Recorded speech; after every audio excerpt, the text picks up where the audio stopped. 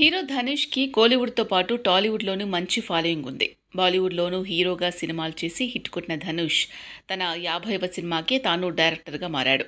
ఇప్పటికే దర్శకుడిగా 'పా పాండి' అనే సినిమా తీశాడు ధనుష్. అయితే ఈ సినిమా తెలుగులో రిలీజ్ కాలేదు. తన 50వ సినిమా 'రాయన్' మూవీ జూలై 26న భారీగా విడుదలైంది.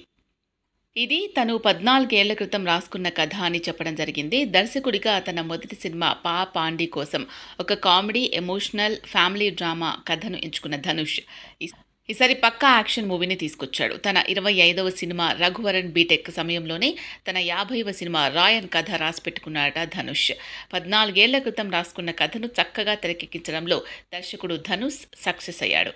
కథ ఏమిటంటే, రాయన్ చిన్న వయసులోనే తల్లిదండ్రులను కోల్పోతాడు. ఇద్దరు తమ్ముళ్ళు, ఒక చెల్లిని పోషించుకుంటూ జీవిస్తూ ఉంటాడు. అయితే కొందరి కారణంగా వీరి కుటుంబం విడిపోతుంది. తన కుటుంబాన్ని చిన్నాభిన్నం చేసిన వారిపై రాయన్ ఎలా ప్రతీకారం తీర్చుకున్నాడు అనేదే సింపుల్గా రాయన్ సినిమా స్టోరీ. రాయన్ మూవీ ఫస్ట్ హాఫ్ చాలా ఇంట్రెస్టింగ్గా రివెంజ్ సీన్స్తో సాగుతుంది.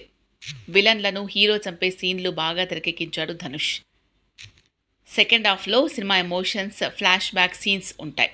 ఫస్ట్ హాఫ్లో స్పీడ్గా రాసిన రాయన్ మూవీ సెకండ్ హాఫ్లో కాస్త స్లోగా సాగుతుంది. ఇంటర్వెల్, క్లైమాక్స్ అదిరిపోయాయి. యాక్షన్ సీన్స్ పైన ఎంత ఫోకస్ పెట్టాడో ఎమోషనల్ సీన్స్ పైన కూడా ధనుష్ అంతే ఫోకస్ పెట్టాడు.